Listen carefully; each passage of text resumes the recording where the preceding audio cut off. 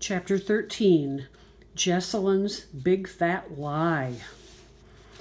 I ran all the way to the front steps without stopping and plunked onto the porch swing. My head was spinning, thinking about old mean Lady Simpson, but I wasn't going to tell what I had done. I kicked off my sneakers to push the swing back and forth with my bare feet, catching my breath under the ceiling fan. Pretty soon, here came Jesselyn, sliding up the sidewalk. She didn't say a single thing, just floated upstairs to our room. I followed her, and I opened my newest Nancy Drew book to chapter 11, all the time thinking about the letter that I had just delivered to Mrs. Simpson. Jesselyn leaned across her bed and reached under it. Was that her shoebox she was after? I was hopeful. "Do you want to play junk poker?" I asked. But she had already pushed the box back under her bed and was headed down the stairs. "I told you, that's a baby game," she called back. "I cleaned out my box." But I'd seen Jesselyn slip something inside. As soon as she was gone, I peeked down the hall to be sure that she wasn't coming back. I shut our bedroom door and sneaked out her junk poker shoebox. I held my breath, hoping my big sister hadn't forgotten something. I untied the box's ribbon, ignoring the "keep out" and "private, this means you" notes taped to the top.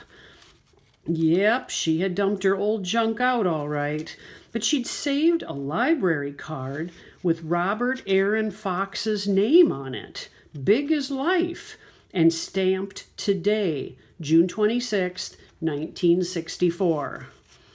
My heart was beating like nobody's business when I put Robbie's library card back and quickly shoved the shoebox back under the bed.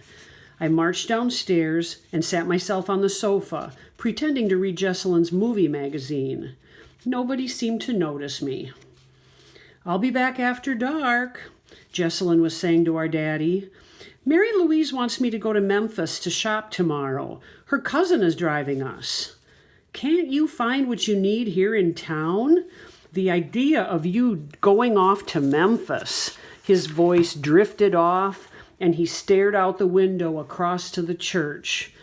Looked to me like he wished he was somewhere else, someplace he could turn to the good book for advice and not worry about his daughter wanting to spend tomorrow shopping for fire batons, bathing suits, and party favors in Memphis, Tennessee. "Can I go with you?" I asked. "You're not invited, Glory," Jesselyn said, clamping her teeth together. "I've never been anywhere. I need a new bathing suit too. Can't I come?" I asked. "Glory, you may not go to Memphis," our daddy said. "That's that." And then he looked hard and long at Jesselyn. "And you, young lady, I'll think about letting you go if you'll be home before dark." "Yes, sir," Jesselyn smiled at Daddy and then gave me one of her looks. But I wasn't going to give up that easy. "If you let me go, Jesselyn and Mary Louise could help me get things for my birthday party, in case the pool opens back up. You know it is my birthday on July 4th, 8 days away, in case y'all have forgotten." Nobody paid a bit of attention to me. Jesselyn was smiling sweetly at Daddy. "We'll be careful, and we'll be back before dark. Memphis is only an hour away. Can I please go with Mary Louise? Her cousin is a very good driver." And since I was the only living soul who knew a thing about a new boy in town asking Jesselyn to ride someplace all by herself in his car with him, our daddy thought for only a minute longer before he said yes.